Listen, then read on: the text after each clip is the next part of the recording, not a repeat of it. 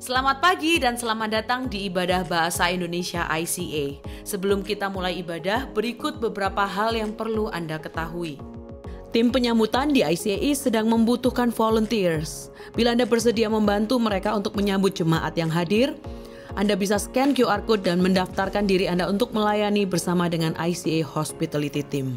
ICA yang Adult mencari volunteer untuk membantu bermain musik di aktivitas mereka di hari Kamis malam. Bila Anda bisa bermain musik atau bernyanyi dan ingin membantu, silakan scan QR Code berikut dan daftarkan diri Anda.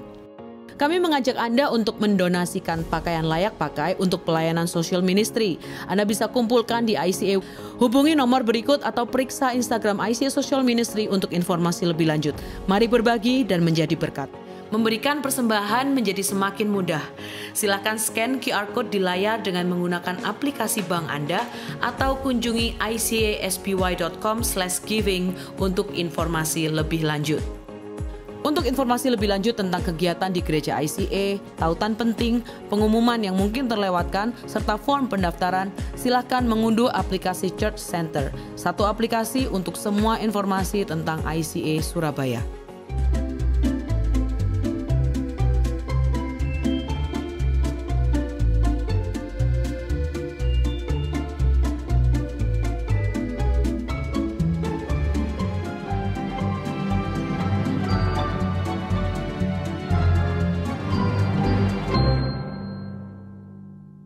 Shalom, selamat pagi Bapak Ibu yang terkasih dalam Tuhan Yesus Kristus. Selamat berjumpa kembali di dalam Ibadah Bahasa Indonesia ICA.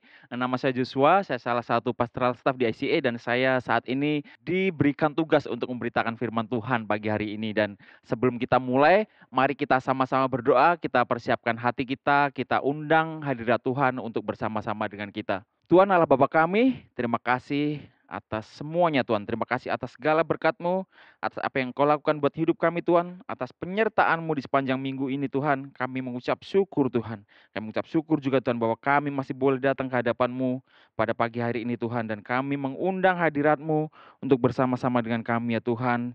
Kami mau belajar tentang firman-Mu, kami mau mengenal lebih dekat lagi Tuhan tentang Engkau. Kami mau mengerti kehendak-Mu lebih lagi di dalam kehidupan kami Tuhan. Dan kami undang Tuhan untuk Engkau bertahta bersama-sama dengan kami di tempat ini Tuhan. Engkau hadir Tuhan dimanapun kami berada Tuhan. Engkau jamah setiap kami semua. Engkau berikan hikmat-Mu Tuhan. Engkau juga sentuh setiap hati kami Tuhan. Engkau buka juga Tuhan telinga kami sehingga kami boleh mendengarkan firman-Mu dengan baik, dengan benar Tuhan. Sehingga apa yang kami dengar Tuhan boleh menjadi petunjuk dalam kehidupan kami Tuhan. Firman-Mu boleh menjadi terang buat kehidupan kami ya Tuhan. Terima kasih Yesus. Terima kasih Roh Kudus. Kami serahkan ibadah kami pagi hari ini ke dalam tangan-Mu. Di dalam nama Yesus kami berdoa. Haleluya. Amin. Nah, saudara, pagi hari ini kita masih berada pada seri Kita Bukan Aku. Dan ini adalah seri yang terakhir, saudara. Dan subtema kita pada pagi hari ini adalah orang tua dan anak. Nah, kita akan belajar bagaimana secara Kristen kita harus bersikap, kita harus bertindak. Atau bagaimana kita menyikapi apa yang Tuhan mau sebagai orang Kristen kita lakukan di dalam keluarga kita, terutama bagi kita orang-orang yang dikaruniai anak oleh Tuhan, saudara. Nah, saudara, orang tua adalah tugas yang sangat berat. Sebagai orang tua adalah tugas yang tidak ringan, saudara. Dan saya menaruh hormat kepada saudara yang sebagai orang tua yang memiliki anak, saudara. Karena bukan hal yang mudah untuk menjadi orang tua. Itu adalah hal yang sulit, diperlukan hati yang teguh, diperlukan jiwa yang besar, saudara, untuk menjadi orang tua. Karena orang tua mempunyai tugas yang sangat berat, yang sangat besar untuk mendidik anak-anaknya, terutama kita sebagai orang Kristen, kita sebagai orang tua, bagaimana kita mendidik anak-anak kita di jalan Tuhan sebagai orang-orang Kristen. Nah, saudara, kita semua manusia, Tuhan ciptakan mempunyai jalan masing-masing. Tuhan mempunyai rencana masing-masing terhadap hidup kita. Semua orang tidak sama jalan hidupnya. Ada yang Tuhan kasih untuk mendapatkan anak, ada yang tidak. Dan itu tidak berarti bahwa orang yang mempunyai anak adalah lebih baik dari orang yang tidak mempunyai anak, saudara. Bukan seperti itu.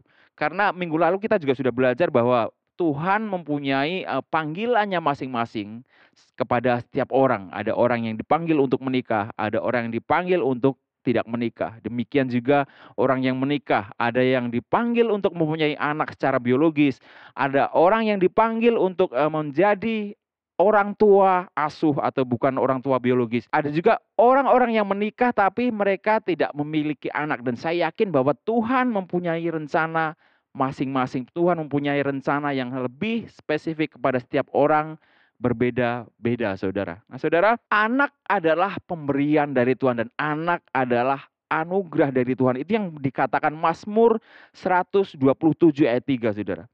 Anak-anak adalah pemberian Allah, sesungguhnya mereka itu anugerah. Kalau saudara dengar kata anugerah di sini, yang dimaksud adalah tidak ada satu hal pun yang itu merupakan usaha manusia, saudara. Sepenuhnya anak yang kita miliki atau yang saudara miliki itu adalah anugerah. Itu terserah Tuhan kapan mau mengasih, mau memberi, atau terserah Tuhan apakah Tuhan tidak akan memberi anak. Jadi itu yang dinamakan anugerah, saudara. Anak adalah pemberian Allah dan mereka itu adalah anugerah. Jadi tidak ada hubungannya dengan manusia. Kalau kita mendapatkan anak, yaitu karena Tuhan berkenan atau Tuhan mempercayai kita untuk mendidik anak tersebut. Kalau Tuhan tidak memberikan anak kepada kita, itu karena Tuhan punya rencana yang lain untuk kita, saudara. Kalau kita bicara tentang hubungan antara orang tua dan anak, yang terlintas dalam pikiran saya adalah bagaimana kasih Tuhan kepada kita. Karena saya melihat hubungan orang tua dan anak itu seperti itu, saudara. Jadi hubungan anak dan orang tua itu seperti hubungan manusia dan Allah.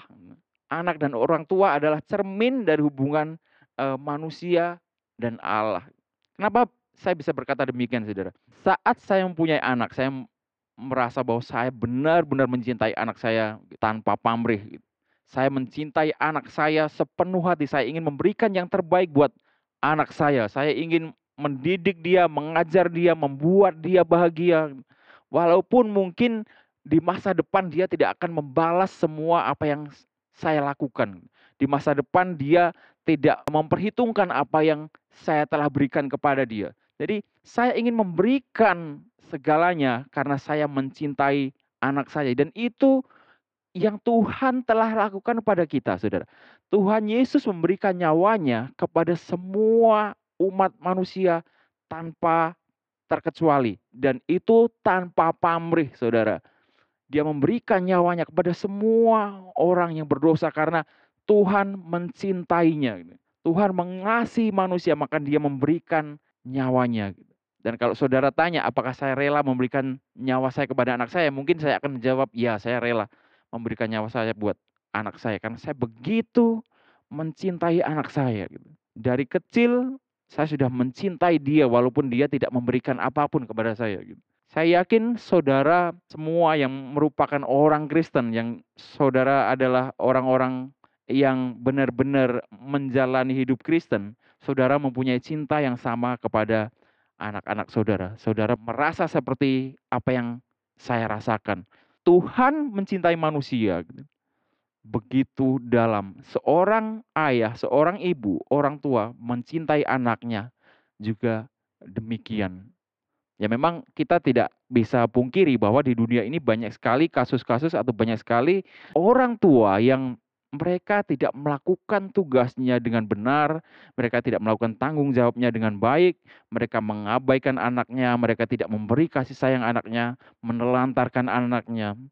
Dan saya yakin bahwa mereka tidak melakukan kehidupan kekristenan mereka gitu. Atau bahkan mungkin mereka sama sekali bukan orang percaya seandainya mereka sanggup menelantarkan anaknya, sanggup untuk membuat anaknya menderita, tidak memberikan yang terbaik buat anaknya. Tetapi di dalam konteks kekristenan, kita sebagai orang percaya, kita orang tua, kita harus memberikan yang terbaik buat anak kita.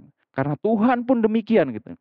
Hubungan kita dengan anak kita, hubungan anak dan orang tua itu adalah cermin dari hubungan Tuhan dengan manusia. Dan ini bukan hubungan yang satu arah, saudara. Ini adalah hubungan dua arah. Gitu. Amsal 17 ayat 6 mengatakan, mahkota orang-orang tua adalah anak cucu, dan kehormatan anak-anak ialah nenek moyang mereka. Artinya apa, saudara? Orang tua menganggap anak-anaknya sebagai mahkota itu adalah sebagai kehormatan. Sama juga dengan anak-anak menganggap nenek moyangnya adalah kehormatan gitu. Ini adalah hubungan timbal balik, bukan cuma hubungan satu arah, saudara. Orang tua akan merasa terhormat gitu saat melihat anak-anaknya menjadi anak-anak yang penurut, anak-anak yang baik, anak-anak yang dipuji-puji oleh tetangga-tetangga, kolega, teman sekitar gitu. Dan juga anak-anak merasa bahwa orang tua atau nenek moyang mereka, apa yang telah mereka lakukan di zaman dahulu sebagai pendahulu, itu juga adalah kehormatan buat anak-anak ini gitu. Apa yang mereka saksikan di masa lalu, apa yang mereka dengar dari kisah-kisah masa lalu tentang orang tua mereka, tentang nenek moyang mereka, hal-hal yang membanggakan, itu adalah juga sebuah kehormatan buat anak-anak, saudara. Dan ini adalah timbal balik, hubungan timbal balik antara orang tua dan anak. Demikian juga hubungan Tuhan dan manusia, hubungan Allah dan manusia. Allah mencintai dengan sesama gitu. Dan manusia seharusnya juga demikian gitu. Saat Allah memberikan segalanya yang terbaik buat manusia, sudah sepantasnya manusia memberikan yang demikian juga buat Allah gitu. Memberikan segalanya sebagai rasa terima kasih kita kepada Allah, kepada Tuhan atas apa yang telah Tuhan berikan. Mazmur 103 ayat 13 mengatakan, seperti Bapa sayang kepada anak-anaknya, demikian Tuhan sayang kepada orang-orang yang takut akan Dia. Ini kasih Bapa, kasih Allah itu diibaratkan seperti kasih sayang seorang ayah kepada anak-anaknya gitu. Demikian Tuhan sayang kepada orang-orang yang takut akan Dia itu, pada orang-orang yang mencintai Dia, yang taat akan Dia. Tuhan begitu sayang. Artinya apa? Tuhan mau kita juga mempunyai rasa cinta gitu. Kita juga mempunyai rasa sayang, kita mengasihi Tuhan seperti Tuhan mengasihi kita gitu. Ada timbal balik.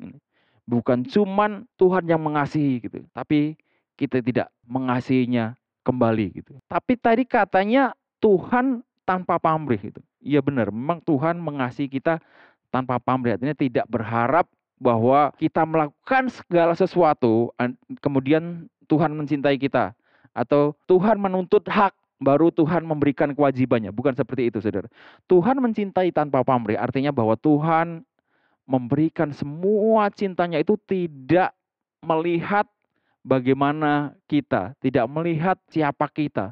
Entah itu saudara dari kalangan apa, dari suku apa, bagaimana masa lalu saudara gitu. Tapi Tuhan mencintai kita tanpa melihat segalanya itu.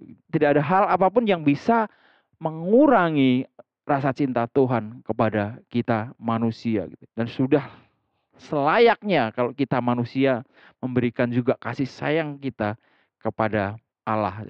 Nah, saudara, kembali kepada hubungan orang tua dan anak. Saat kita punya anak, kita melihat mereka atau mengenal mereka dari kecil, mendidik, mengasuh mereka dari kecil, dari bayi, dari saat mereka baru lahir hingga mereka menjadi dewasa. Nah, saudara, seiring dengan perjalanan itu, saudara, hubungan orang tua dan anak juga semakin bertumbuh. Jadi, hubungan orang tua dan anak akan bertumbuh sejalan dengan kedewasaan. Artinya apa? Artinya saat kita baru mempunyai anak, mungkin kita tidak mempunyai banyak pengalaman, ya kan? Kita tidak tahu bagaimana memandikan bayi, kita tidak tahu makanan apa yang tepat buat anak kita masih bayi dan sebagainya. Dan seiring dengan waktu kita sebagai orang tua akan belajar gitu. Bagaimana kita mengasuh anak, dan juga anak-anak seiring dengan waktu dia akan belajar untuk beradaptasi, untuk mulai menggunakan segala kemampuannya, otot-ototnya mungkin dan sebagainya, akan semakin bertumbuh, berkembang, bahkan otaknya juga berkembang, semua berkembang sejalan dengan kemampuan orang tua di dalam mendidik dan mengasuh anak-anak, saudara. Nah, ini kita tidak bisa melewatkannya, saudara. Kita tidak bisa mengesampingkan hal ini. Tidak ada sesuatu hal yang instan atau tiba-tiba terjadi begitu saja, saudara. Hubungan antara orang tua dan anak itu akan tumbuh sehari demi sehari, satu tahap demi satu tahap, seiring dengan berjalannya kedewasaan, entah itu kedewasaan seorang anak ataupun kedewasaan kita sebagai orang tua, Saudara. Efesus 6 ayat 1 sampai 4 mengatakan, "Hai anak-anak, taatilah orang tuamu di dalam Tuhan, karena haruslah demikian." Ayat yang kedua, "Hormatilah ayahmu dan ibumu.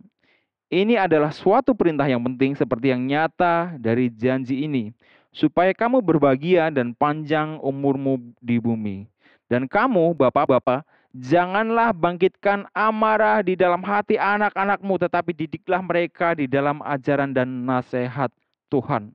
Ayat ini mengatakan bahwa kita manusia, orang tua dan anak-anak itu mereka mempunyai peran masing-masing. Dan ini berjalan beriringan, Saudara.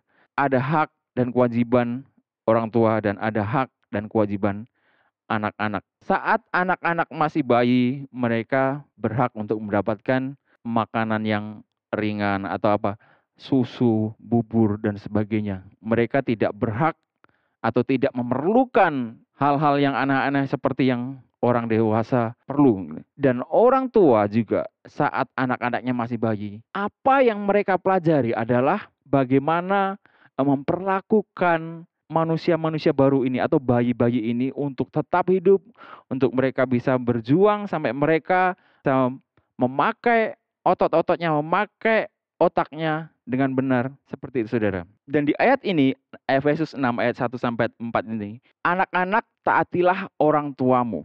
Dan orang tua jangan bangkitkan amarah di dalam hati anak-anakmu. Didiklah mereka di dalam ajaran dan nasihat Tuhan. Ini dua hal yang harus dilakukan orang tua dan anak secara bersamaan. Tidak bisa dilakukan oleh satu orang dan yang lain tidak melakukan. Ini adalah hal di mana dua pihak antara orang tua dan anak saling memberi dan saling menerima. Orang tua memberi didikan, anak menerima didikan. Orang tua menerima hormat dari anak-anak dan anak-anak wajib untuk menghormati, saling menerima dan saling memberi. Dan ini akan semakin bertumbuh hubungan antara orang tua dan anak, itu akan semakin bertumbuh seiring dengan kedewasaan kita. Entah itu kedewasaan anak sebagai manusia atau kedewasaan orang tua sebagai orang tua itu sendiri. Sebagai anak yang dewasa secara fisik dan atau mungkin sebagai orang tua yang dewasa secara mental dan juga secara rohani, itu akan tumbuh bersama, Saudara. Nah, Saudara, apa yang Alkitab bilang, apa yang firman Tuhan katakan tentang orang tua? Yang menjadi kewajiban orang tua itu apa? Apa yang menjadi tanggung jawab orang tua? Saudara, kalau saudara perhatikan dari ayat tadi bahwa orang tua dan anak akan tumbuh bersama, Saudara. Kewajiban orang tua juga merupakan adalah hak dari anak-anak. Jadi saling berkaitan, Saudara. Kewajiban orang tua juga adalah hak anak-anak. Amsal 13 ayat 24. Siapa tidak menggunakan tongkat, benci kepada anaknya. Tetapi siapa mengasihi anaknya, mengajar dia pada waktunya. Ayat ini berkata tentang kewajiban orang tua untuk mendidik anak. Siapa yang tidak menggunakan tongkat, benci kepada anaknya. Tetapi siapa mengasihi anaknya, mengajar dia pada waktunya.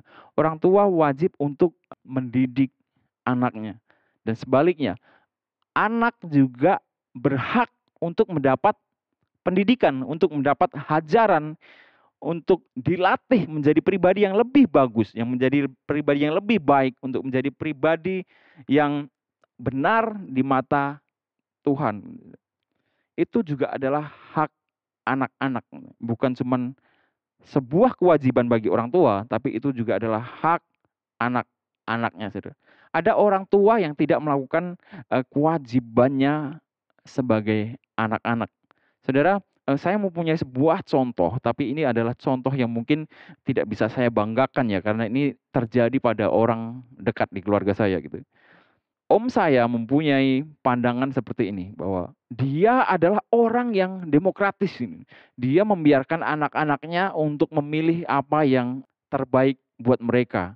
Apa yang mereka sukai, om saya ini dia membebaskan anak-anaknya untuk memilih. Kedengarannya seperti sebuah hal yang bagus. Tapi di satu sisi itu adalah hal yang sebetulnya sangat tidak benar untuk dilakukan oleh orang tua. Artinya, seperti ayat firman Tuhan ini mengatakan bahwa siapa tidak menggunakan tongkat benci kepada anaknya. Artinya kita harus mendidik anak-anak sebagai orang tua. Kita tidak bisa membiarkan anak kita berjalan tanpa bimbingan, tanpa didikan gitu. Jadi tugas orang tua, kewajiban orang tua adalah mendidik anak gitu. Bukan membiarkan saja. Kalau kita membiarkan saja, artinya kita tidak mencintai gitu. Bukan demokratis itu. Artinya kita masa bodoh dengan masa depan anak-anak kita. Dan kewajiban kita adalah hak anak-anak kita, saudara. Kewajiban orang tua adalah hak dari anak-anaknya. Kewajiban orang tua mendidik anak, dan itu adalah hak anak-anak untuk mendapatkan pengajaran. Dan firman Tuhan di sini mengatakan, menghajar dia pada waktunya. Artinya mendidik juga ada waktunya. Artinya ada teori-teorinya, saudara. Ada trik-triknya bagaimana kita mendidik anak kita. Kalau di sini menggunakan tongkat, tapi di akhir ayat dikatakan pada waktunya. Kalau memang perlu menggunakan tongkat, artinya kalau perlu dengan kekerasan, ya mungkin itu harus dilakukan pada waktunya. Kalau tidak menggunakan tongkat, atau mungkin dengan hal-hal yang lebih lembut, juga harus ada waktunya, saudara. Nah, saudara, pribadi tiap anak itu berbeda. Mereka punya pembawaan yang berbeda. Bahkan saya percaya bahwa cara kita mengajar pun harus berbeda, saudara. Tidak semua anak bisa diperlakukan dengan lemah lembut, atau dengan kasar semua, atau dengan cuman dikasih peringatan langsung nurut. Tidak semuanya sama, saudara. Dan saya mengalami sendiri dengan anak-anak saya gitu. Salah satu anak saya ada yang seringkali saat kita mau sesuatu dari dia, artinya saya ingin dia melakukan sesuatu, dia akan menjawab no, atau dia akan membantah dulu sebelum dia mendengarkan dan melakukannya gitu. Ada anak saya yang seperti itu. Dan setiap orang juga berbeda-beda. Tapi hal yang paling penting yang harus kita lakukan sebagai orang tua adalah bagaimana anak-anak supaya tahu bahwa kita mengasihi mereka. Saat kita mengajar mereka dengan lemah lembut, dengan penuh kasih, dengan kesabaran, lebih baik seharusnya mereka tahu bahwa kelemah lembutan itu adalah bukti cinta kita kepada mereka. Mereka dicintai gitu. Kita mengasihi mereka dengan kelemah lembutan kita. Bahkan saat kita harus menggunakan tongkat, saudara, mereka harus tahu bahwa kita mengasihi mereka. Saat kita mungkin marah-marah gitu, saat kita menggunakan suara keras pada anak-anak kita, mereka harus tahu kalau kita menyayangi mereka dengan suara keras itu. Apakah itu mungkin? Saya rasa mungkin, sudah. Saat saya marah kepada anak saya, saat saya benar-benar marah gitu, saya menginstruksikan dia untuk melakukan sesuatu dan dia tidak melakukan gitu, saya marah benar gitu, dan dia biasanya nangis atau sedih gitu. Tapi di saat yang sama, saya akan memberitahu atau membuat dia mengerti bahwa saya benar-benar mengasihi dia gitu. Apa yang saya lakukan untuk kebaikan dia gitu. Kadang dia nggak mengerti, kadang dia tidak mengerti ini. Dan itu adalah tugas orang tua, bagaimana supaya anak mengerti. Bagaimana anak bisa mengerti bahwa kita melakukan itu dengan dasar karena kita mengasihi. Jadi walaupun kita menghajar dengan lemah lembut, walaupun kita menghajar dengan kasar, anak harus tahu bahwa kita mengasihi, bahwa orang tua mengasihi anak-anak, bahwa orang tua memberikan haknya gitu. Mereka menerima haknya, yaitu hak untuk dikasih, untuk diajar, untuk dididik. Itu adalah hak mereka. Kita harus memberitahu kepada anak-anak kita dan harus meyakinkan anak-anak kita bagaimana kita mengasihi mereka, saudara. Harus mendidik karena itu juga adalah hak mereka gitu. Tapi yang terlebih adalah mengasihi mereka. Itu adalah hak mereka. Itu tanggung jawab orang tua dan merupakan hak dari anak-anak kita. Amsal 22 ayat 6. Didiklah orang muda menurut jalan yang patut baginya, maka pada masa tuanya pun ia tidak akan menyimpang daripada jalan itu. Didiklah orang muda menurut jalan yang patut baginya. Artinya apa? Bukan cuma jalan yang benar, saudara. Bukan cuma mengajar jalan yang benar, tapi bagaimana cara kita mengajar dengan benar hingga dia benar-benar tahu gitu. Oh, ternyata orang tua saya ingin mengajar seperti ini gitu. Sehingga pada masa tuanya pun ia tidak akan menyimpang. Jadi hal itu akan benar-benar masuk, saudara, ke dalam anak-anak kita. Hal itu akan benar-benar dipahami, dimengerti oleh anak-anak kita.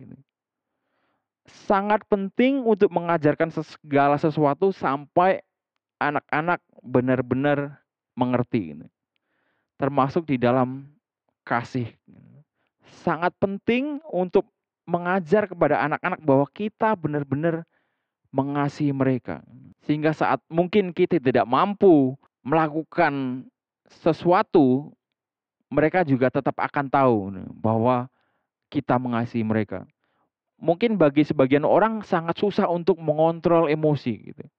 Akan sangat penting bagi anak-anak untuk tahu bahwa orang tuanya mengasihi mereka walaupun di dalam saat orang tuanya sedang emosi. Sangat penting untuk mengajar anak-anak dengan cara yang benar sehingga mereka benar-benar mengerti apa yang ingin kita ajarkan kepada mereka. Amsal 29 ayat 17 mengatakan, "Didiklah anakmu, maka ia akan memberikan ketentraman kepadamu dan menjadi hiburan bagimu." Mendidik anak, saat kita melihat anak kita berjalan di jalan yang benar, saat kita melihat anak kita nurut, saudara, dan mempraktekkan apa yang kita ajarkan, itu akan menjadi sebuah hiburan buat kita. Tapi yang lebih penting, saudara, kita akan merasa tenang, kita akan merasa tentram karena kita sudah melakukan kewajiban kita. Kita sudah memberikan apa yang menjadi hak mereka. Jangan sampai kita menjadi orang tua yang tidak memberikan hak-hak anak-anak kita. Jangan kita menjadi orang tua yang tidak melakukan kewajiban kita. Itu yang membuat kita tidak tenang saat kita tidak melakukan apa tugas kita. Karena kita tidak melakukan yang terbaik, pasti hati nurani kita akan merasa bersalah, akan merasa terbeban, dan sebagainya, saudara. Memberikan ketentraman kepadamu dan menjadi hiburan bagimu. Itulah yang kita dapat saat kita mendidik kepada anak. Jadi jangan sampai cuman ibu yang mendapatkan ketentraman dan mendapatkan hiburan, saudara. Kenapa saya bilang begitu? Karena di budaya kita ini mendidik anak seringkali diberikan kepada mama, kepada ibu. Sedangkan mendidik anak juga adalah tanggung jawab seorang ayah. Itu adalah tanggung jawab bersama, saudara. Sehingga biarlah kita mendapatkan ketentraman itu bersama-sama. Kita mendapatkan hiburan itu bersama-sama. Tidak bisa seorang anak hanya dididik oleh seorang ayah atau seorang ibu. Mungkin di dalam kasus-kasus tertentu saat hanya ada orang tua tunggal itu bisa terjadi. Tapi kita berbicara tentang sebuah keluarga yang utuh gitu. Seorang anak gitu akan lebih bagus atau akan sangat sempurna apabila dia mempunyai hubungan yang baik untuk kedua orang tuanya, kepada kedua orang tuanya. Jangan hanya anak dekat kepada ayah saja atau kepada ibu saja. Anak harus mempunyai hubungan yang baik dengan kedua orang tua, dengan ayah dan juga ibu gitu. Karena itu adalah kewajiban ayah dan ibu untuk mendidik anak-anak, untuk membesarkan anak-anak. Bukan cuman tanggung jawab seorang ibu. Bukan cuman tanggung jawab seorang ayah, tapi itu adalah tanggung jawab bersama. Seperti tema seri kita, saudara. Kita bukan aku. Artinya segala sesuatu dalam konteks kekristenan kita. Kalau kita ingin mempunyai hubungan yang baik di dalam keluarga kita, kita juga harus melakukannya bersama-sama. Bukan cuman ayah saja atau ibu saja, tapi harus bersama-sama. Mendidik anak juga harus bersama-sama. Harus mengajarkan segala sesuatu sesuai dengan kesepakatan. Harus berkomunikasi bagaimana mengajarkan hal ini kepada anak. Mengajarkan hal itu kepada anak bagaimana gitu. Tidak bisa kita hanya seorang diri saja, saudara. Dan demikian juga anak harus mempunyai tanggung jawab yang sama. Artinya mempunyai tanggung jawab yang tidak lebih kecil daripada orang tua. Dan apa yang menjadi tanggung jawab anak, saudara? Kolose 3 ayat 20. Hai anak-anak, taatilah orang tuamu dalam segala hal, karena itulah yang indah di dalam Tuhan. Anak-anak diminta untuk taat. Tuhan memerintahkan anak-anak untuk taat. Karena apa? Karena itu yang indah di dalam Tuhan. Artinya Tuhan berkenan saat anak-anak mendengarkan orang tuanya, saat anak-anak taat. Taat itu melakukan apa yang diperintahkan oleh orang tua. Disuruh pergi ke warung beli sesuatu, pergi, berangkat. Disuruh mandi, cepat mandi gitu. Disuruh untuk tidak terlambat pulang kuliah, datang, pulang kuliah langsung pulang. Bukan pergi mampir kemana-mana. Taat kepada orang tua itu indah di dalam Tuhan. Tuhan memandang itu sangat indah dan orang tua sangat senang, sangat merasa disenangkan. Kalau kalian ingin menyenangkan orang tua, taatilah orang tua kalian gitu. Itu juga menyenangkan hati Tuhan dengan menyenangkan orang tua itu, dengan ketaatan kalian gitu. Enggak terlalu susah gitu. Kalau diomongkan, tapi mungkin dilakukan kadang sangat susah ya. Tapi itu yang Tuhan mau. Taat kepada orang tua. Efesus 6 ayat pertama, saudara. Hai anak-anak, taatilah orang tuamu. Ini kata yang sama, taatilah orang tuamu. Di dalam Tuhan, karena haruslah demikian. Taat di dalam Tuhan. Ayat yang kedua, hormatilah ayahmu dan ibumu. Harus hormat, taat dan hormat gitu. Taat saja tanpa hormat, saudara, itu juga nggak akan sempurna gitu. Mungkin orang tua akan melihatnya senang tapi nggak lengkap gitu. Melihat anak-anak taat dan hormat itu baru menyenangkan, saudara. Saat saudara atau anak saudara mungkin saudara suruh untuk ngapain gitu, dia melakukan dan juga dengan sepenuh hati gitu. Menghormati gitu keputusan orang tua. Itu sebuah kesenangan buat orang tua gitu. Itu adalah sebuah kebahagiaan gitu, buat orang tua. Karena orang tua bukan hanya ingin anaknya bahagia, tapi juga ingin anaknya berhasil gitu. Mungkin dengan taat gitu loh, anak-anak akan berhasil mentaati apa yang dikatakan orang tua. Tapi dengan hormat gitu, dengan sesuatu yang dilakukan secara ikhlas, itu akan membuat kedua belah pihak merasa bahagia. Dan kalau saudara atau anak saudara sukses, mungkin secara finansial, sukses di dalam karirnya, tapi tidak ada kebahagiaan, itu bukan sukses yang sebenarnya, saudara. Orang tua ingin anak-anak untuk sukses, untuk berhasil, dan juga untuk bahagia gitu. Taat dan hormat itu. Ini adalah suatu perintah yang penting seperti yang nyata dari janji ini itu. Yang ketiga, supaya kamu berbahagia gitu. Bukan cuman berhasil, tapi supaya kamu berbahagia dan panjang umurmu di bumi gitu. Perintah Tuhan, janji Tuhan supaya anak-anak berbahagia dan panjang umur di bumi, yaitu taatilah orang tuamu dan hormatilah orang tuamu. Janji Tuhan pasti akan digenapi, saudara. Mungkin orang-orang yang umurnya sampai lama ya, sampai panjang-panjang itu karena mereka melakukan firman Tuhan ini. Taat kepada orang tua dan juga hormat kepada orang tua. Yang berikutnya, Saudara.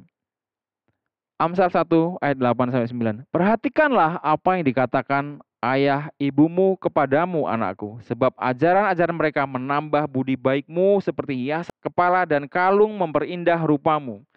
Kalau orang berdosa membujuk engkau, anakku, janganlah turuti bujukan mereka. Tuhan mau kita memperhatikan apa yang dikatakan ayah dan ibu. Tuhan ingin kita mendengar gitu.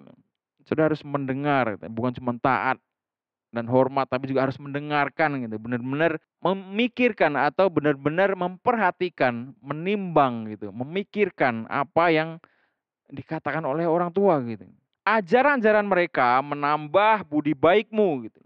Jadi ajarannya bukan cuma perintah-perintah omong kosong doang supaya kita melakukan ini, melakukan itu dan melarang ini, melarang itu, tapi itu akan menambah budi baik seperti hiasan kepala dan kalung memperindah rupamu. Seperti itulah didikan orang tua. Kita harus mendengar, memperhatikan. Orang tua memberikan sesuatu itu bukan cuman karena mereka lebih tua atau mereka lebih berpengalaman dan menyuruh ini menyuruh itu, tapi karena itu adalah yang baik gitu loh. Ajaran-ajaran itu adalah hal yang baik buat kita, buat anak-anak. Itu menambah budi baik. Dan ini yang berikutnya ini juga menarik, Saudara. Kalau orang berdosa membujuk engkau, anakku, janganlah turuti bujukan mereka. Nah ini, seringkali ini terjadi pada anak-anak atau remaja yang masih galau gitu. Saat orang-orang atau saat teman-temannya atau saat dunia di sekitarnya mengajak ini, mengajak itu, membujuk ini, membujuk itu, yang kelihatannya seperti baik, yang kelihatannya menyenangkan, itu mereka akan dengan mudah menurutinya. Firman Tuhan mengatakan, janganlah turuti bujukan mereka. Lebih dengarkan kata ibu, kata ayah, kata orang tua. Jangan dengarkan kiri sekitar yang sepertinya baik, tapi harus dengarkan dulu. Ini bertentangan nggak dengan apa yang diperintahkan oleh ayah dan ibu, apa yang mereka katakan kepada saya? Apakah ini berlainan atau enggak? Ini, Saudara. Nah, Saudara, Amsal 22 ayat 11 sampai 12 mengatakan, "Hai anakku, janganlah engkau menolak didikan Tuhan dan janganlah engkau bosan akan peringatannya, karena Tuhan memberi ajaran kepada yang dikasihinya seperti seorang ayah kepada anak yang disayangi." Ada orang-orang yang bisa dikatakan bebal, tidak mau mendengar ajaran, tidak mau mendengar didikan, bahkan merasa bahwa kita paling bijak, merasa bahwa kita paling pandai gitu. Ada anak-anak yang seperti itu. Termasuk saya waktu saya muda seperti itu, Saudara. Tidak mau mendengar didikan orang tua, tidak mau mendengar didikan nasihat-nasihat guru, tidak mau mendengar didikan mentor gitu. Tapi firman Tuhan mau supaya kita jangan menolak gitu didikan Tuhan. Jangan bosan-bosan akan peringatannya gitu. Karena Tuhan memberi ajaran kepada yang dikasihinya seperti seorang ayah kepada anak yang disayanginya gitu. Jadi didikan dari orang tua, didikan dari mentor, didikan dari mungkin pendeta, dari guru-guru kalian gitu. Itu karena mereka perhatian, karena mereka menyayangi, karena mereka ingin kita menjadi pribadi yang lebih baik, ingin kita menjadi pribadi yang berhasil gitu. Itu adalah wujud dari rasa sayang mereka gitu. Itu adalah kasih sayang mereka melalui kata-kata, melalui nasihat gitu. Dan firman Tuhan mengatakan jangan kita bosan gitu. Kalau dulu Saudara, saya saat orang tua saya ceramah istilahnya, apa yang memberikan nasihat pada saya tutup telinga, tutup kuping dengan bantal seringkali kalau saya di kamar gitu. Saya tidak mau dengarkan itu. Artinya itu benar-benar secara secara verbal artinya tidak mau mendengar, benar-benar tidak saya masukin ke telinga. Yang dimaksud di sini bukan hanya itu ya Saudara, tapi jangan bosan-bosan artinya dengarkan dengan benar. Kalau misalkan ada yang menasihati, didikan dari orang tua gitu, dari mentor Saudara, dengarkan dengan benar karena itu adalah bentuk kasih sayangnya gitu. Mereka mengajar karena mengasihi gitu. Dengarkan dengan benar, pertimbangkan, masukkan ke dalam pikiran di dalam hati gitu. Apakah ini memang baik buatku gitu? Apakah ini adalah hal yang harus aku lakukan gitu. Resapi dengan benar, jangan hanya keluar telinga masuk telinga kiri, keluar dari telinga kanan, tapi benar-benar dengarkan dan jangan menganggap bahwa itu adalah sebuah hal yang membosankan. Jangan anggap itu adalah sebuah hal yang tidak penting lagi gitu. Itu masih penting, Saudara. Hubungan yang sehat akan ada timbal balik, harus ada timbal balik. Hubungan yang sehat harus berjalan dua arah gitu. Tidak bisa satu arah. Tidak bisa hanya orang tua mengasihi anak dan anak tidak mengasihi orang tua. Tidak bisa orang tua hanya memberikan arahan kepada anak dan anak tidak melakukannya gitu. Tidak bisa orang tua hanya menasehati anak, membekali anak tanpa ada reaksi dari anak, tanpa ada ketaatan, tanpa ada rasa hormat gitu. Saudara, hubungan yang baik harus dua arah gitu. Dan untuk menciptakan hubungan dua arah ini diperlukan usaha yang besar, Saudara. Diperlukan pengorbanan, Saudara. Saudara, terutama para orang tua gitu, harus menjadi pribadi yang menjadi contoh. Harus menjalani hidup yang menjadi contoh. Yang pertama apa, Saudara? Menjadi contoh takut akan Tuhan gitu. Kalau kita sebagai orang tua tidak takut akan Tuhan gitu, apa yang akan kita ajarkan? Karena itu yang paling utama. Saudara. Kalau kita tidak mengikuti, kalau kita tidak melakukan apa yang Tuhan perintahkan, apa yang akan kita ajarkan kepada anak-anak kita? Udah pasti anak-anak kita tidak akan takut kepada Tuhan. Mengajarkan untuk menjadi contoh. Artinya kita harus menjadi contoh sebagai bentuk kita mengajar. Kita harus menjalani hidup kita dengan benar. Yang kedua, menjadi contoh di dalam kita percaya.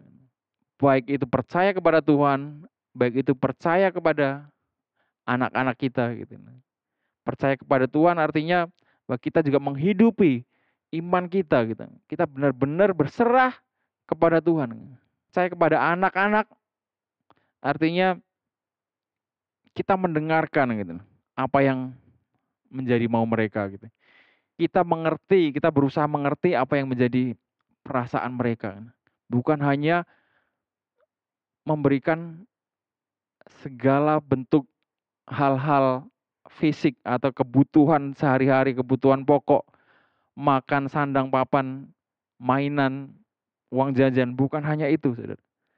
Tapi menjadi orang yang mendengarkan Menjadi orang yang memperhatikan, menjadi orang yang percaya akan apa yang menjadi keinginan mereka, menjadi kemauan mereka. Kadang kita orang tua melihat bahwa keinginan anak kita tidak sesuai dengan keinginan kita, kita akan langsung melarang mereka untuk melakukan sesuatu. Kita akan langsung bilang, enggak usah. Kita akan langsung bilang bahwa itu tidak bagus Kita harus mendengar apa yang menjadi keluhan hati mereka. Kita harus mendengar apa yang menjadi pendapat mereka Kita harus menaruh kepercayaan kita kepada mereka Bahwa mereka juga manusia yang punyai kemauan, bukan cuma kemauan orang tua. Bahwa mereka juga anak-anak yang mempunyai pemikiran sendiri, mempunyai hati, keinginan sendiri Mereka, anak-anak kita bukanlah kita Kita adalah pribadi yang berbeda dan sudah pasti keinginan, pemikiran pun banyak berbeda Kita harus belajar untuk mempercayai mereka Seringkali anak tidak mau nurut kalau dikasih tahu karena mereka tidak percaya kepada orang tua Mereka tidak yakin bahwa apa yang dikatakan orang tuanya itu benar Oh, jangan, kayaknya mungkin ini nggak bener apa yang diomongin ayah saya gitu. Kayaknya ini lebih bagus gitu. Mereka nggak ikut dengan apa yang orang tua katakan karena mereka tidak percaya kepada orang tua gitu. Bagaimana mereka percaya? Bagaimana membuat mereka percaya? Kita harus mengajar percaya kepada mereka juga. Kita harus mencontohkan gitu, bahwa kita bisa percaya kepada mereka gitu. Kita mempercayai mereka gitu. Kita kasih mereka juga kebebasan untuk menjatuhkan sebuah pilihan. Bukan berarti bahwa kebebasan yang tanpa kontrol, tapi kebebasan yang ada kontrol. Kita harus melihat atau istilahnya membimbing mereka belajar gitu untuk mengambil keputusan. Kita harus belajar mempercayai mereka. Kita harus menjadi contoh juga di dalam kerendahan hati kita. Di dalam budaya kita timur sangat susah untuk mengatakan maaf bagi orang tua. Artinya saat orang tua melakukan kesalahan, jarang sekali ada orang tua yang mengaku salah kepada anak dan bilang bahwa, oh maaf, bapak salah, ayah salah, mama salah. Seringkali kita menutupinya dengan marah-marah gitu. Orang tua menutupi kesalahannya dengan ngasih perintah ini, kasih perintah itu gitu. Atau bahkan tidak membahasnya sama sekali gitu. Tapi sangat penting saat kita merendahkan hati kita, meminta maaf gitu. Itu akan sangat penting buat mereka bisa mempercayai bahwa orang tuanya benar-benar tulus melakukan segala sesuatu. Oh, ternyata ayahku salah mau ngaku salah, ternyata ayahku orang biasa juga gitu. Akan sangat penting buat anak-anak menjadi percaya kepada orang tuanya, termasuk di dalam kerendahan hati. Saat mereka melihat orang tuanya adalah orang yang membumi istilahnya, orang yang mau merendahkan diri, berendah hati. Itu adalah sebuah nilai yang di mata anak-anak adalah hal yang besar, sebuah kelebihan yang besar di mata anak-anak. Yang terakhir kita harus konsisten artinya. Artinya kita harus melakukan apa yang kita katakan gitu. Kita harus melakukan hari demi hari apa yang menjadi ajaran kita, apa yang kita ajarkan itu yang harus kita lakukan gitu. Saat saudara mengajar anak untuk hidup sehat, tidak makan ini, tidak makan itu, sebaiknya kita juga melakukannya bersama anak-anak gitu. Saat saudara ingin anak-anak membaca firman Tuhan mungkin, belajar tentang Alkitab, sebaiknya saudara juga melakukan hal itu, bukan cuman anak-anak saudara gitu. Ini adalah sebuah konsistensi yang harus dilihat anak-anak. Tapi hidup yang takut akan Tuhan itu adalah menjadi dasar dari hubungan yang sehat, saudara. Ulangan 6 ayat 5 sampai 9. Kasihilah Tuhan Allahmu dengan segenap hatimu dan dengan segenap jiwamu dan dengan segenap kekuatanmu.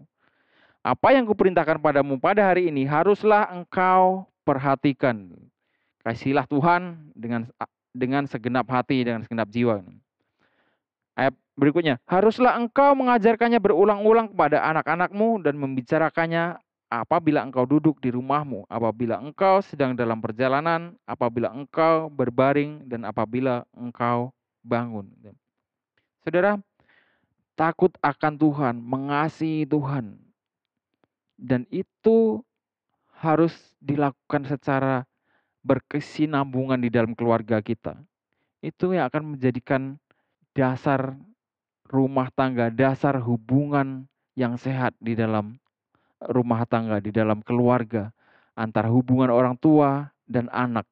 Saat kita mengajarkan anak-anak tentang firman Tuhan, duduk berulang-ulang, artinya ini bukan hanya berbicara tentang bagaimana kita mengajarkan firman Tuhan itu sendiri, bagaimana kita mengajarkan mengasihi Tuhan, saudara. Tapi hal ini adalah salah satu bentuk kita membangun hubungan dengan anak-anak, dengan keluarga. Saya sangat menyarankan untuk Bapak Ibu, untuk saudara sekalian mempunyai waktu bersama di dalam sebuah keluarga, saudara meluangkan waktu untuk membaca firman Tuhan bersama-sama, merenungkan firman Tuhan bersama-sama, untuk berdoa bersama-sama sebagai sebuah keluarga. Itu bukan hanya kita menjadi contoh buat anak-anak sebagai orang yang mengasihi Tuhan, sebagai orang tua yang mengasihi Allah Tuhan kita, tapi kita juga menjadi contoh sebagai orang yang membangun hubungan. Kita konsisten dengan apa yang kita omongkan, kita belajar dan kita juga mengajarkannya kepada mereka. Kita bukan hanya membangun hubungan dengan Tuhan, tapi membangun hubungan dengan keluarga. Saudara, saya akan tutup ibadah pada pagi hari ini. Kita akan tutup firman Tuhan pada pagi hari ini, saudara.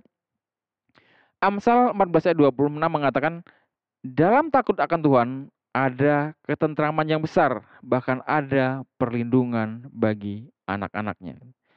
Ini yang firman Tuhan katakan. Kalau saudara mau hidup tentram, kalau saudara mau anak-anak saudara tentram, saudara menjadi orang tua yang sukses, saudara menjadi anak-anak yang berkenan di mata Tuhan, takut akan Tuhan, ada ketentraman yang besar. Hal yang utama dalam kita adalah yang harus kita lakukan, takut akan Tuhan. Saat kita takut akan Tuhan, kita akan melakukan perintahnya. Saat kita melakukan perintahnya, kita akan mempunyai hubungan yang baik. Hubungan dengan Tuhan, hubungan dengan keluarga, hubungan dengan sesama. Saudara, mari kita sama-sama tutup kepala. Nah saudara, mari kita sama-sama tundukkan kepala, mari kita tutup mata, kita akan berdoa. Tuhan Allah Bapa kami, terima kasih atas firman-Mu Tuhan. Terima kasih kami telah mendengar sebagian dari firman-Mu. Terima kasih Engkau berbicara kepada kami semua Tuhan. Dan kami berdoa Tuhan, kiranya firman-Mu Tuhan membawa kami menjadi keluarga yang lebih baik, membawa kami menjadi orang tua dan anak yang lebih baik ya Tuhan. Dan biarkan Tuhan kiranya firman-Mu Tuhan mengajar kami untuk memiliki hubungan yang benar, hubungan yang baik dengan Engkau. Dan biarkan Tuhan kiranya firman-Mu Tuhan mengajar kami untuk kami memiliki hubungan yang baik sesama keluarga kami. Kami memperlakukan anak kami dengan baik, mendidik anak kami dengan baik. Dan biarkan kami juga taat kepada orang tua kami ya Tuhan. Karena itu yang berkenan di mata-Mu ya Tuhan. Tuhan, kami mempersembahkan semuanya kepada-Mu, termasuk keluarga kami Tuhan. Kehidupan keluarga kami Tuhan, kehidupan kami sebagai orang tua dan anaknya Tuhan, kami mempersembahkannya kepada-Mu, kami menyerahkannya semua kepada-Mu ya Tuhan. Engkau yang bekerja dan kiranya keluarga kami Tuhan mencerminkan akan Engkau Tuhan. Kiranya keluarga kami menjadi keluarga yang takut akan Engkau, menjadi keluarga yang melakukan firman-Mu, menjadi keluarga yang menjadi terang di sekitar kami Tuhan.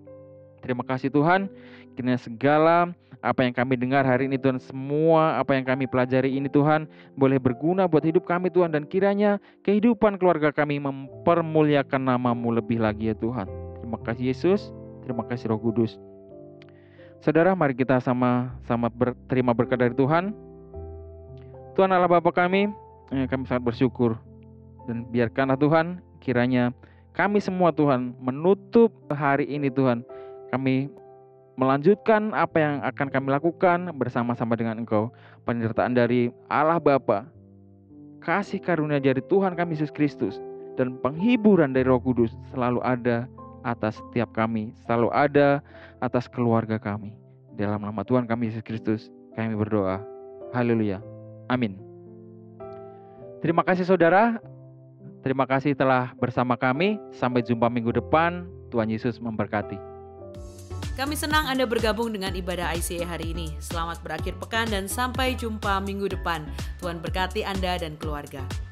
Tim penyambutan di ICA sedang membutuhkan volunteers. Bila Anda bersedia membantu mereka untuk menyambut jemaat yang hadir, Anda bisa scan QR Code dan mendaftarkan diri Anda untuk melayani bersama dengan ICA Hospitality Team. ICA Young Adult mencari volunteer untuk membantu bermain musik di aktivitas mereka di hari Kamis malam. Bila Anda bisa bermain musik atau bernyanyi dan ingin membantu, silakan scan QR Code berikut dan daftarkan diri Anda. Kami mengajak Anda untuk mendonasikan pakaian layak pakai untuk pelayanan social ministry. Anda bisa kumpulkan di ICA. Hubungi nomor berikut atau periksa Instagram ICA Social Ministry untuk informasi lebih lanjut. Mari berbagi dan menjadi berkat. Sumbangan dana untuk beasiswa YDP memiliki kode QR yang baru. Dana beasiswa YDP membantu anak-anak remaja kurang mampu di komunitas agar dapat mengejar impian mereka untuk mendapatkan pendidikan di perguruan tinggi. Pemberian untuk program ini sekarang memiliki kode QR sendiri, sehingga akan lebih mudah untuk Anda memberi dan mendukung impian anak-anak di YDP.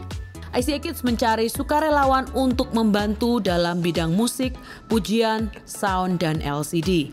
Mari bersama membantu Next Gen di ICA dengan mendaftar sekarang juga. Memberikan persembahan menjadi semakin mudah. Silakan scan QR Code di layar dengan menggunakan aplikasi bank Anda atau kunjungi icaspy.com/giving untuk informasi lebih lanjut. ICA membuka kesempatan untuk Anda dapat bergabung menjadi volunteer di ICA untuk melayani dalam bidang service media dan juga hospitality. Untuk mendaftarkan diri menjadi volunteer di ICA, Anda bisa scan QR Code di layar atau di meja informasi yang ada di lobi. Mari melayani Tuhan dan memberkati gerejanya. Kelompok kecil adalah cara terbaik untuk terhubung dan bertemu dengan lebih banyak teman di ICA. Apabila Anda belum tertanam dalam komunitas Go Group di ICA, silakan kunjungi website ICA atau buka dari aplikasi Church Center untuk menemukan Go Group yang tepat bagi musim kehidupan Anda saat ini. Mari bertumbuh melalui Go Group. Kami rindu untuk bisa mendoakan Anda. Bagikan pokok doa Anda melalui tautan bit.ly/ICA Prayer Online dan bersama kita melangkah dan percaya bahwa Tuhan bekerja. ICA Prayer Service diadakan setiap hari Selasa pada pukul 6.30 sampai 7.30 malam lewat Zoom. Anda bisa mengunjungi Instagram kami @ICSBY untuk mendapatkan meeting ID-nya. Mari menyembah dan berdoa bersama. Tahukah Anda bahwa catatan khotbah ICA dapat ditemukan setiap minggunya di aplikasi Alkitab YouVersion? Setelah mengunduh aplikasi YouVersion, cukup klik Events, ketik lokasi ICA Anda di hari itu, yaitu ICA West atau ICA East, untuk menemukan catatan khotbah dan semua ayat Alkitab untuk khotbah hari Minggu tersebut. Selamat mencoba! Untuk informasi lebih lanjut tentang kegiatan di gereja ICA, tautan penting, pengumuman yang mungkin terlewatkan, serta form pendaftaran, silakan mengunduh aplikasi Church Center, satu aplikasi untuk semua informasi tentang ICA Surabaya. ICA mengadakan ibadah setiap minggu di gereja dan juga online di YouTube channel ICA Surabaya.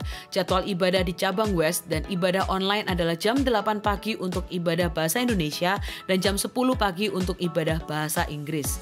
Sementara di cabang East, ibadah bahasa Indonesia diadakan pada jam 8 pagi, lalu untuk bahasa Inggris ada di jam 9.15 dan jam 11 pagi.